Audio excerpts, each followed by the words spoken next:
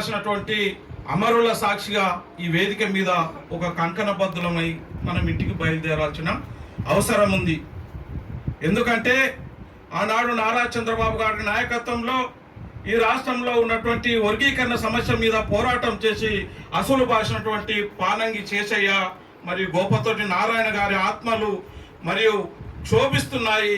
ఈ రాష్ట్రంలో ఉన్నటువంటి అంబేద్కర్ వాదులు ఎవరయ్యా అంటే మాలాడని అక్కస్తోని ఈ కేంద్ర రాష్ట్ర ప్రభుత్వాలు కంకణం కట్టుకొని ఆర్ఎస్ఎస్ మతోన్మాద శక్తుల ద్వారా ఈ అంబేద్కర్ వాదులను విడగొట్టి ఈ రాజ్యం మన చేతిలో ఉంటుందని ఆలోచన చేసి మనలో విడగొట్టి ఈ వర్గీకరణను ముందుకు తెచ్చారు.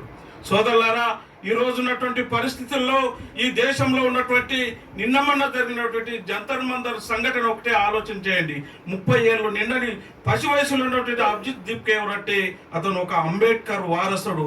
అతను మహార్ కులానికి చెందినటువంటి ఒక నాయకుడు కాబట్టి ఒక ఉవ్వెత్తున ఎగిసిపడినటువంటి ఆనాడు భారత రాజ్యాంగం రాసినటువంటి అంబేద్కర్ ఆశయాలకు అనుగుణంగా భారత రాజ్యాంగాన్ని చేతపట్టుకొని శాంతియుతంగా ప్రదర్శన చేస్తే వేలాది మందిగా తరలి వచ్చి ఈ దేశంలో ఉన్నటువంటి నిరుద్యోగ సమస్య ఏ కులానికో ఏ మతానికో ఎవరికో కాకుండా ఉన్నటువంటి మేధావులంతా కలిసి వచ్చి కేంద్ర ప్రభుత్వం మెడలు వంచింది.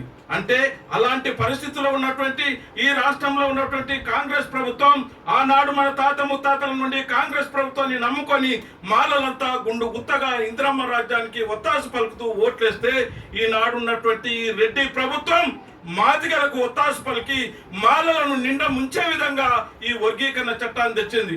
సోదరులారు, ఒకసారి ఆలోచన చేయండి. సుప్రీంకోర్టు ఏం చెప్పిందంటే ఈ ఎస్సీలో ఉన్నటువంటి పేదలు ఎవరున్నారు, ధనికులు ఎవరున్నారు, ఉద్యోగాలు ఎవరు పొందుతున్నారు విభజించి గ్రూపులుగా తయారు చేయమంటే కులాలుగా వర్గీకరణ చేసింది. అది ఒకసారి ఆలోచన చేయాలి. అంటే మాలలో ఉన్నటువంటి పేదలు మాదిగలో ఉన్నటువంటి పేదలను చూసి చేయమన్నది కానీ మాలలది ఒక కులం మాదిగలది ఒక కులం అని గ్రూపులుగా తయారు చేసారు. ఒకసారి ఆలోచన చేయండి. ఈరోజు రోస్టర్ విధానంలో తెచ్చినటువంటి ఈ 22 పాయింట్ ఏదనేది ప్రతి వాడలో తెలియాలి. మనకు తెలుస్తలేదు. అది తెలిసే విధంగా ఏర్పాటు చేయండి.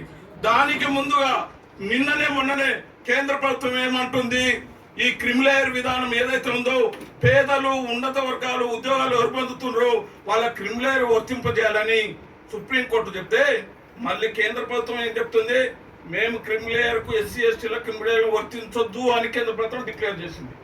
ఈ పాయింట్ మీదే ఈ వర్గీకరణ చట్టం కొట్టివేయబడుతుంది. దాని కొరకు ఇంటలెక్చువల్ ద్వారా మీరు సమూహంగా ఏకమయ్యి ఈ వర్గీకరణ చట్టం మీద కేసును వాదిస్తూ ఇక్కడ ఉన్నటువంటి ప్రభుత్వాన్ని లాబియింగ్ చేస్తూ మొన్ననే చెన్నన్న వెంకటేశ్వర గారు కేబినెట్ ఉప కమిటీ ముందులో కూడా ఆ సమస్యలు ప్రస్తావించడం జరిగింది.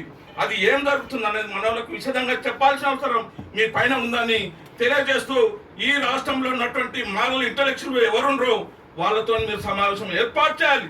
ఇక్కడ జరుగుతున్నటువంటి మా మాల జాతిలో పుట్టి మీరు ఉన్నత స్థానంలో ఉన్నారు, మీరు మా వైపు ఉంటారా, ఏదో మీరు చేర్చాలని మీరు ఇంటెక్చువల్తో మీటింగ్ పెట్టాల్సిన అవసరం ఉందని నాకు ఇచ్చిన అవకాశాన్ని ధన్యవాదాలు తెలియజేస్తూ ముగిస్తున్నాను. థ్యాంక్ యూ అన్న.